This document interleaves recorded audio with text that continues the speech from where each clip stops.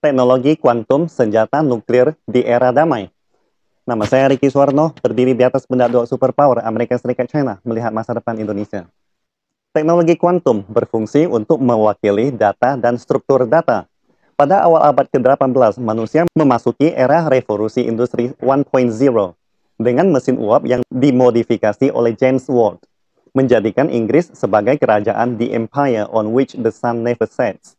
Kemudian pada awal abad ke-20 disertai revolusi industri 2.0, ditandai penemuan lampu listrik oleh Thomas Alva Edison, membuat Amerika Serikat menyalip Inggris menjadi negara superpower nomor satu di dunia.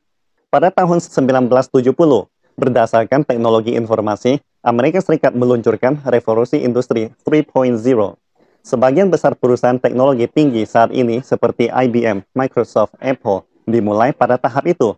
Dan Amerika Serikat terus mempertahankan posisi terdepannya selama hampir 40 tahun kemudian. Revolusi ilmiah akan menghasilkan revolusi industri. Revolusi ilmiah pertama dalam sejarah manusia dimulai dengan mekanika Newton, yang menghasilkan revolusi industri yang diwakili dengan mesin uap. Kemudian perkembangan tenaga listrik membawa transformasi industri kedua, diwakili oleh teknologi listrik. Teori relativitas dan mekanika kuantum kemudian melahirkan revolusi industri ketiga, yang diwakili oleh teknologi informasi. Pengembangan teknologi informasi modern didasarkan pada teknologi kuantum. Dalam proses pengembangan nuklir, akhirnya melahirkan komputer. Dan penelitian kuantum dalam fisika energi tinggi menelurkan apa yang kita kenal sebagai internet saat ini.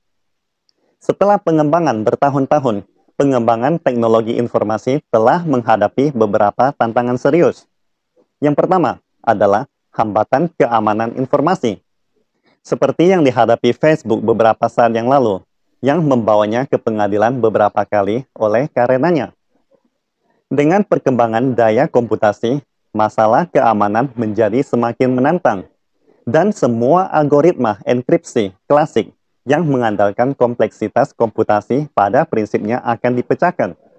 Dengan kecerdasan manusia, tidak ada cara untuk membangun kata sandi yang memang belum dapat dipecahkan oleh manusia, sehingga menjadikan daya komputasi yang lebih kuat sebagai hambatan kedua.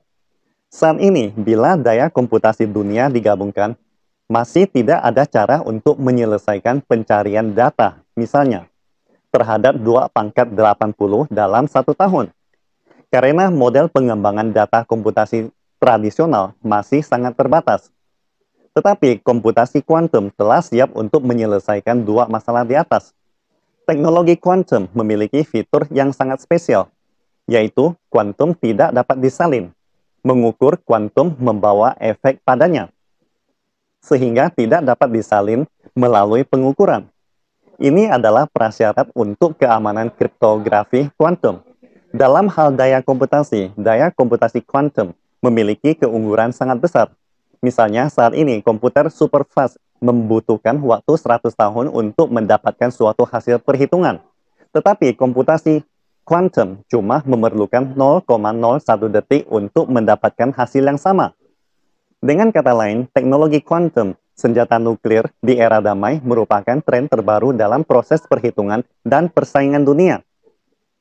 Tidak ada negara manapun yang bisa menanggung kegagalan atau ketinggalan dalam teknologi komputasi kuantum. Pastikan Anda subscribe dan share akun ini supaya senantiasa mendapatkan info terbaru tentang teknologi terkini AI berkaitan. Salam Indonesia Maju!